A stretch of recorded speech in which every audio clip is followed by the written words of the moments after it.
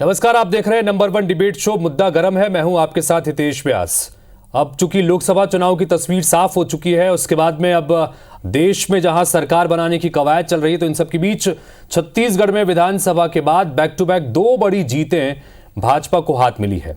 UP, Haryana, Maharashtra में party गच्चा खा गई, लेकिन छत्तीसगढ़ ने अपना वादा निभाया, यानी मोदी की गारंटी पर अपनी गारंटी भी दे दी। और जब गारंटी दे दी है तो फिर प्रदेश की जनता प्रतिनिधित्व भी अच्छा चाहती है। सियासी हलकों में इस बात की चर्चा जोरों पर है कि इस बार छत्तीसगढ़ को केंद्र में कैबिनेट मंत्री का पद मिल सकता है। इससे पहले कैबिनेट में तो शामिल रहे चेहरे, लेकिन कैबिनेट मंत्री के लिए छत्तीसगढ़ तरसता रहा है, हाथ खाली रहे हैं अच्छी और बम्पर जीत के बावजूद भी। इसलिए बड़ा सवाल कि क्या इस बार इस बेहतरीन परिणाम के चलते मोदी कैबिनेट में छत्तीसगढ़ को स्थान मिलेगा। इन्हीं सवालों के साथ कौन कौन से वो दावेदार हैं, क्या वो समीकरण हो सकते हैं जिसकी वजह से इस बार छत्तीसगढ़ का दावा मजबूत है, और किन चेहरों को जगह मिल सकती है, इन तमाम चीजों पर बातचीत करेंगे। मेहमानों से भी आपका तारुफ कराएंगे, लेकिन उससे पहले ये रिपोर्ट देखिए।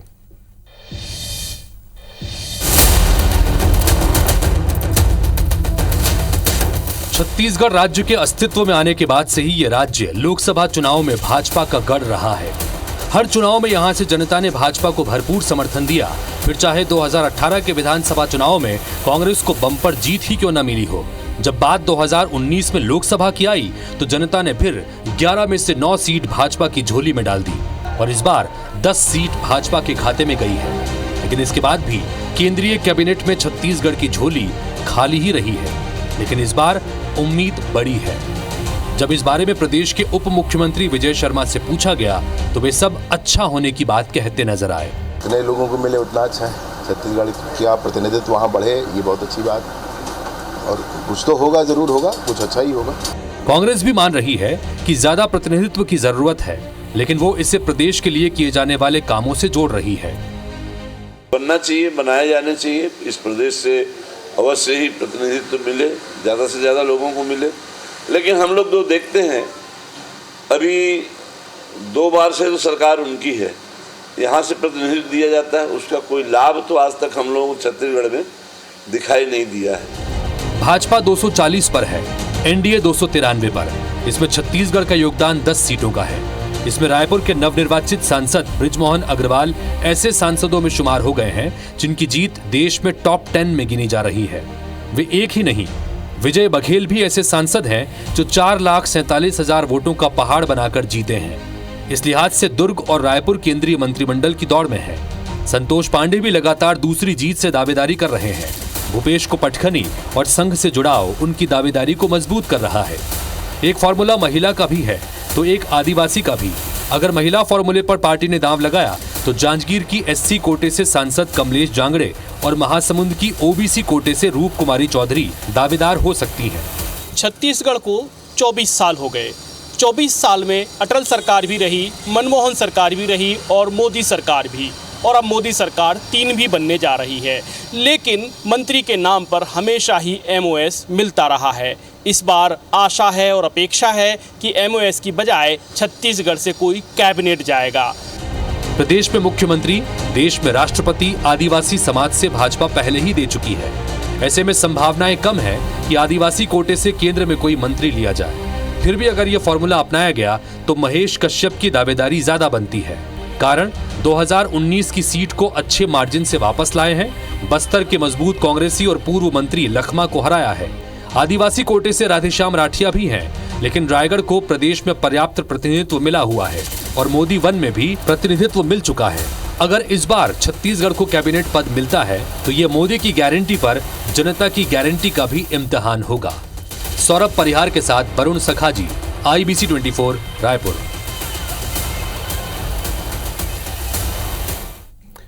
तो जाहिर सी बात है कि परिणाम सामने आ गए हैं। तो परिणाम सामने आने के बाद जिस तरह से प्रदर्शन हुआ है, उस प्रदर्शन की कसौटी पर अब सभी राज्यों के प्रदर्शन को परखा जाएगा, और उसके आधार पर क्या उस तरह का नेतृत्व मिल सकेगा, इस बात की उम्मीद है। क्योंकि छत्तीसगढ़ ने लगातार इस बात को साबित किया है कि भारतीय जनता पार्टी का ये गढ़ है।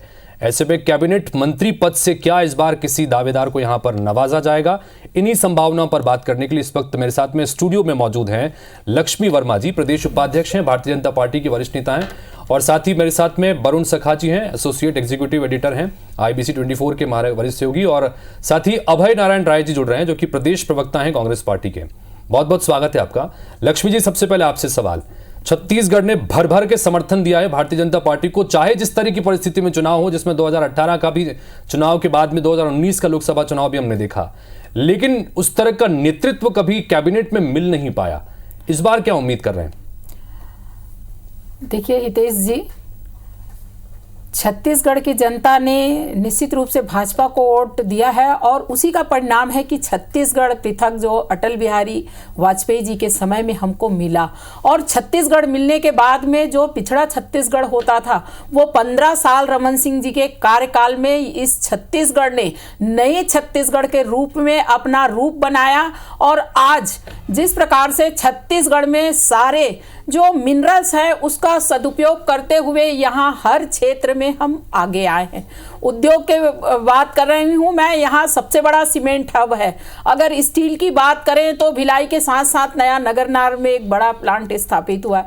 तो ऐसे अनेक काम जो इस छत्तीसगढ़ में IIT खुले, IIM खुला, मतलब सारी चीज़ें केंद्र ने दिया है। अभी मैं धनेन्द्र साहू जी के जो वक्तव्य है आपके चैनल के माध्यम से मैं सुन रही थी, तो मुझे लगता है कि छत्तीसगढ़ में भरपूर काम भारतीय जनता पार्टी की सरकार ने यहाँ पे किया है और यहाँ पे प्रतिनिधित्व तो मिला है। निश्चित रूप से जब पार्टी को जब मंत्रिमंडल गठन करना पड़ता है, इतना बड़ा देश है और उसमें ज़्यादा से ज़्यादा मैं चाहती हूँ कि हमारे प्रदेश से भी ज़्यादा से ज़्यादा प्रतिनिधित्व तो मिले, यहाँ से भी हमारे मंत्री जो है वो कैबिनेट मंत्री बने। लेकिन वहाँ पे भी राजनीति की एक अपनी सीमा होती है, अपनी एक सामंजस्य करने की स्थिति होती है। उसके साथ साथ जो सारी परिदृश्य तय होते हैं, लेकिन विकास कहीं अवरुद्ध नहीं हुआ है। इस छत्तीसगढ़ के विकास के लिए हमेशा, चाहे अटल बिहारी वाजपेयी जी की सरकार हो, चाहे मोदी जी की सरकार हो, विकास के काम तो बहुत मिले, विकास की चीजें हुई, सब कुछ हुआ, लेकिन कैबिनेट पद की जो एक आस रह गई छत्तीसगढ़ के आम लोगों की, वो पद की आस कभी पूरी नहीं हो पाई। इसमें और डिटेल में बातचीत करते रहेंगे। अभय नारायण जी को भी चर्चा में शामिल करता हूं। अभय नारायण जी, क्या प्रतिक्रिया आपकी? छत्तीसगढ़ ने भर भर कर समर्थन दिया है, लेकिन उस तरह से कैबिनेट में जगह नहीं मिल पाती। हालांकि इसमें आपके दौर का भी हमने राज देखा है। उस वक्त चरणदास महंत यहां से 2 सीटों में से 1 सीट जीते थे और उन्हें भी MOS बनाया गया था, लेकिन केंद्रीय गृह राज्य मंत्री थे वो, लेकिन उसके बाद नेतृत्व मिल नहीं पाया। किस तरह से देखते हैं?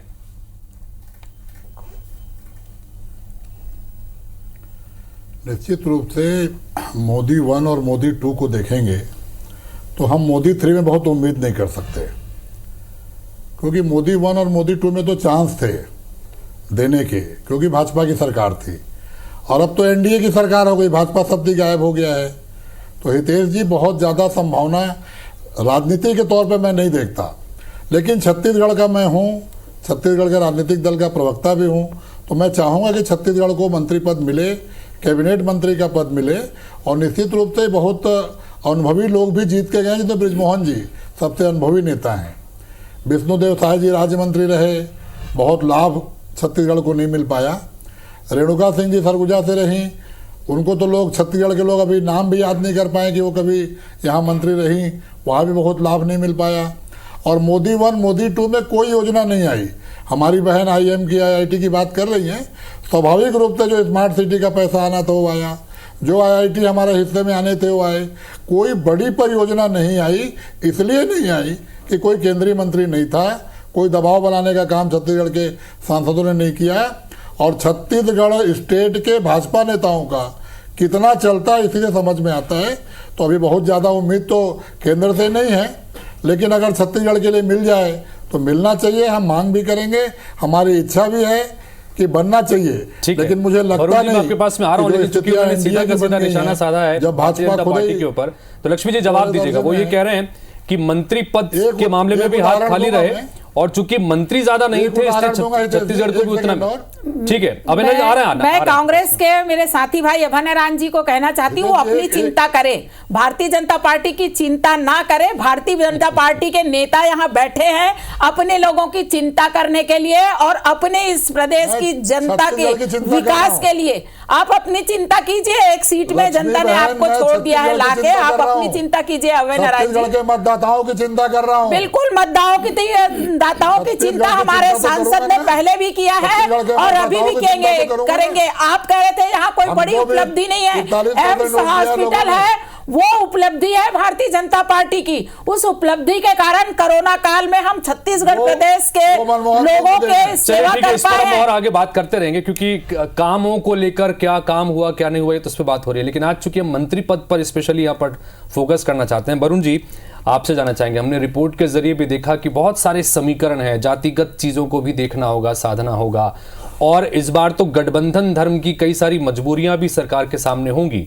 उन चीजों को भी देखना समझना होगा। तो छत्तीसगढ़ के खाते में क्या इस बार कुछ उम्मीदें आ रही हैं कैबिनेट पद के रूप पर, मंत्री पद के रूप में? एक कैबिनेट पद की उम्मीद एक राजनीतिक विश्लेषक के रूप में अगर मैं देखता हूं तो बहुत कम लगती है। उसके दो बड़े कारण हैं। पहला कारण तो ये है कि 10 सीट पहले भी आती रही हैं छत्तीसगढ़ में, 2014 में ही 10 थी, बहुत पहले ना जाइए, मोदी 1 में 10 सीटें थी, तो ये मिरेकल नहीं है। पूरी 11 आती तो 100% कैबिनेट भी होता और एक MOS भी जाता। दूसरा कारण है कि आप जाइए अपने बाएं ओर और आप जाइए अपनी दाईं ओर, तो दाईं ओर 29 को 29 सीटें आई हैं, प्रतिनिधित्व उसको भी देना होगा। बाईं ओर आप जाएंगे तो उड़ीसा में 21 में से 19 सीटें आई हैं, वहां भी बड़ा ट्रेमेंडस परफॉर्मेंस है, एवर मतलब अब तक ऐसा नहीं हुआ, सबसे बड़ा वैसा है। तो ये अब जब केंद्र में हम भारत की राजधानी में बैठकर जब भारत को देखते हैं राजनीतिक नजरिए से, तो इसका राजनीतिक जो नक्शा है उसमें छत्तीसगढ़ बीच में जो है सैंडविच बन रहा है। प्रतिनिधित्व उड़ीसा को भी देना है और इसको भी देना। और जियोग्राफिकली देखेंगे तो ये तो प्रशासनिक जो सीमाएं हैं छत्तीसगढ़, उड़ीसा या मध्य प्रदेश, लेकिन भूभाग की जो सीमाएं हैं वो मध्य क्षेत्र जो हो रहा है, झारखंड, उड़ीसा और छत्तीसगढ़, मध्य प्रदेश, ये जो मध्य क्षेत्र, मध्य पूर्वी क्षेत्र जो हो रहा है, इससे भारतीय जनता पार्टी का परफॉर्मेंस बहुत ज्यादा अच्छा है कंपैरेटिव टू दूसरे रीजन्स। तो इस वजह से उड़ीसा को प्रतिनिधित्व ज्यादा मिल जाएगा, मध्य प्रदेश को ज्यादा मिल जाएगा और छत्तीसगढ़ को प्रतिनिधित्व भी मिलेगा, परंतु वही पारंपरिक प्रतिनिधित्व मिलता हुआ मुझे यहाँ दिखाई दे रहे थे। पारंपरिक का मतलब ये कि MOS से ही इस बार संतोष करना पड़ सकता है, लेकिन फिर भी चूंकि अगर हम चूंकि दावेदारों को लेकर चर्चा कर रहे हैं, तो जैसे बृजमोहन अग्रवाल के लिए कहा जा रहा है कि 8 बार के लगातार विधायक, हालांकि सांसद पहली बार है तो संसद में अनुभव तो पहला उनका होगा, एकदम नए हैं। दूसरी तरफ 2 बार के सांसद संतोष पांडे और विजय बघेल भी हैं, बाकी जातिगत समीकरण। तो इन जो दावेदारों के संदर्भ में अगर बात करें, आप किस तरह से देखते हैं? मैं इसको ऐसे देखता हूं कि छत्तीसगढ़ में ज्यादातर प्रतिनिधित्व जो हुआ है MOS के रूप में, वो आपका पूरा उत्तरी छत्तीसगढ़ में गया हुआ है। जैसे पार्ट 1 तो उस समय जो थे अटल बिहारी वाजपेयी की सरकार में डॉक्टर रमन सिंह साहब MOS हुआ करते थे पंचायत के, उनकी जो लोकसभा कॉन्स्टिट्यूंसी थी वो कवर्धा थी, उस समय की कवर्धा कॉन्स्टिट्यूंसी हुआ करती थी। फिर जब आप सेकंड में आते हैं, जबकि मनमोहन सिंह आते हैं पहला रेजिम, तो दोनों रेजिम में जो मिनिस्टर रहे वो भी आपके जो है उस समय की पहले की जांजगीर, बाद में कोरबा, दोनों ही लोकसभाएं उत्तरी छत्तीसगढ़ की रही हैं। फिर तीसरे रेजिम में आते हैं तो फिर रायगढ़ उत्तरी छत्तीसगढ़ रहा है। फिर इस रेजिम में जाते हैं रिसेंट रेजिम में, तो इसमें भी वही स्थितियां रही हैं, सरगुजा की रही हैं। तो अभी तक दक्षिण को प्रतिनिधित्व नहीं मिला, ये तो जियोग्राफिकल कारण हो गया। दूसरा जो जातिगत कारण कह रहे हैं आप, तो छत्तीसगढ़ की 2 पहचान, एक ST, दूसरा OBC। जनरल छत्तीसगढ़ की पहचान नहीं है।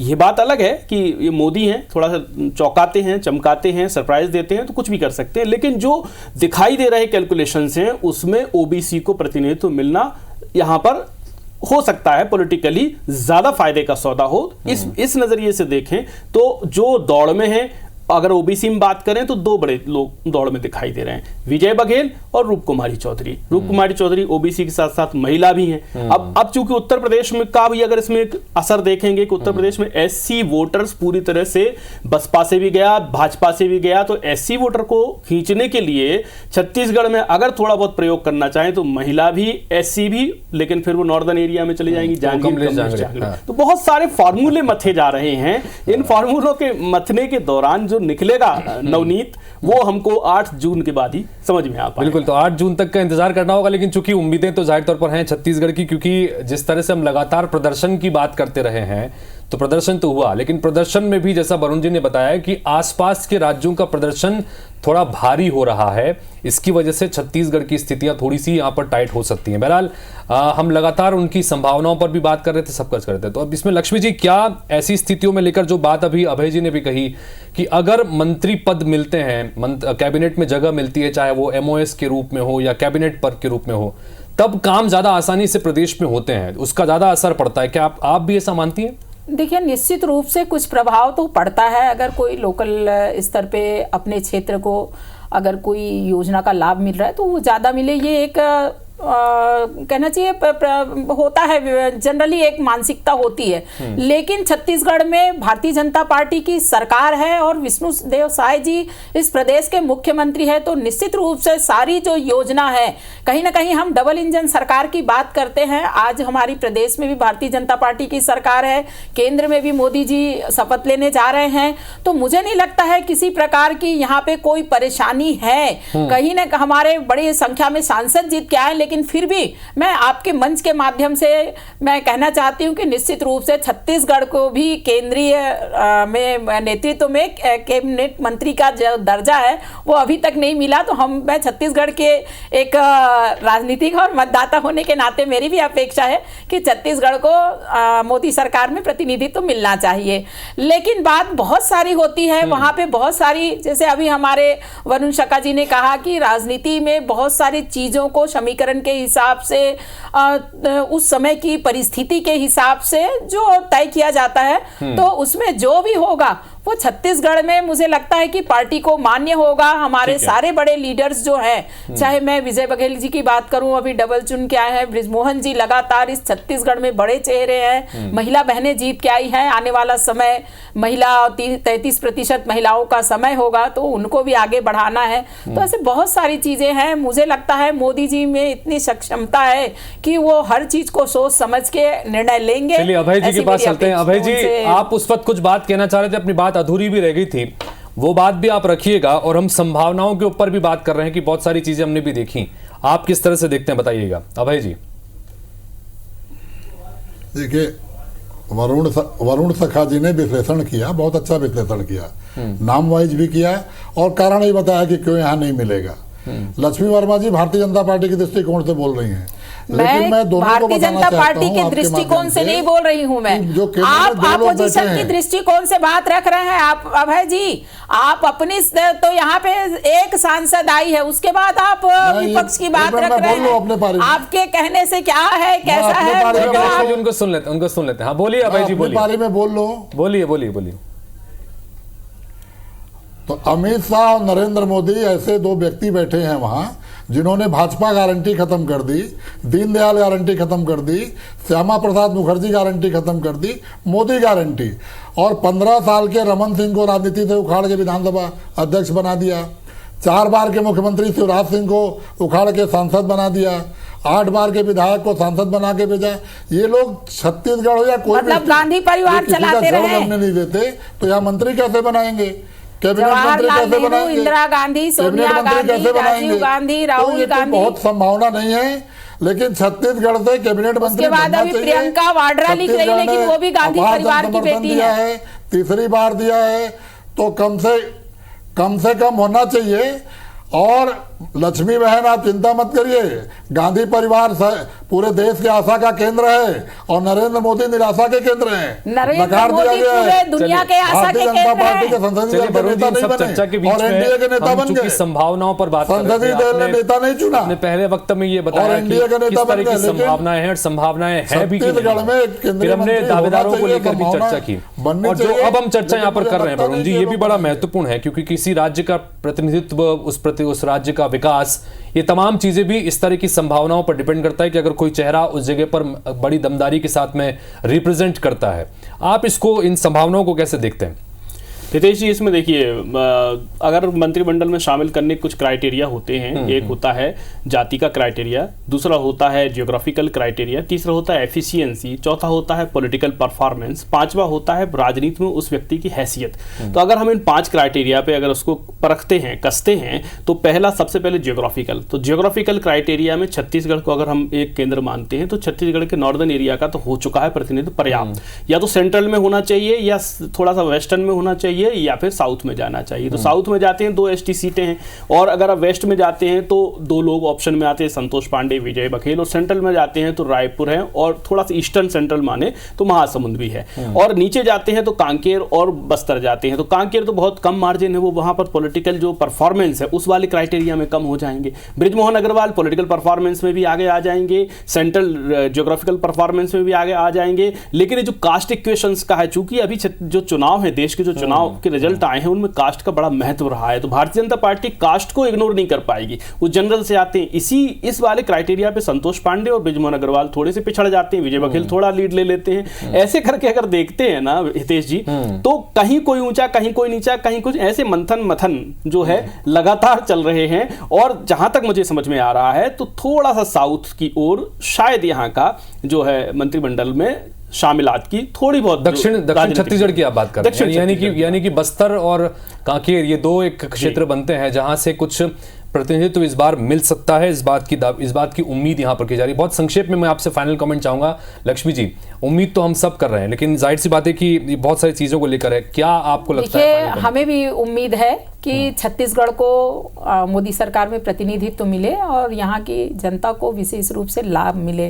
तो आपके मंच के माध्यम से यही कहना चाहती हूँ, फिर भी जो फैसला आएगा वो मान्य है, लेकिन छत्तीसगढ़ को जो छत्तीसगढ़ की जनता ने हमेशा भारतीय जनता पार्टी को और उनके नेता के ऊपर विश्वास किया है, खासकर मोदी जी की गारंटी के ऊपर विश्वास करके आज 10 सीट जिताए हैं। तो मोदी सरकार में यहाँ छत्तीसगढ़ के जो हमारे नेता हैं उनको प्रतिनिधित्व मिले। जी अभय जी, आपसे भी फाइनल कमेंट 10 सेकंड के भीतर रखिएगा खाली बात। अगर जनमत का सम्मान करती है भारतीय जनता पार्टी, एनडीए की सरकार, तो निश्चित रूप से कैबिनेट मंत्री यहाँ छत्तीसगढ़ को मिलना चाहिए। ये मतदाताओं का हक है, क्योंकि मतदाता भारतीय जनता पार्टी के साथ गए हैं और उम्मीद करते हैं कि उसके बदले में कैबिनेट मंत्री का दर्जा यहाँ मिलना चाहिए। तो क्या वाकई में ये लंबा इंतजार खत्म होगा? कैबिनेट में इस बार कैबिनेट मंत्री पद के साथ कोई जगह छत्तीसगढ़ को मिल पाएगी? इसका इंतजार वाकई में करना होगा जब कैबिनेट के चेहरे सामने आएंगे। उम्मीद इस बार छत्तीसगढ़ बहुत लगाकर बैठा है कि अब तक जो नहीं हुआ, क्या इस बार उस तरह का मिलेगा, और अगर होता है तो फिर इससे समग्र विकास पर भी बहुत सकारात्मक असर पड़ेगा। इसी उम्मीद के साथ आप तीनों का बहुत बहुत शुक्रिया। और उम्मीद ही कर सकते हैं, इंतजार करना होगा कि जब चेहरे निकल के सामने आते तो क्या वाकई में छत्तीसगढ़ को उसमें वो स्थान मिलता है जिसकी उम्मीद यहाँ का हर मतदाता, हर निवासी कर रहा है। नमस्कार।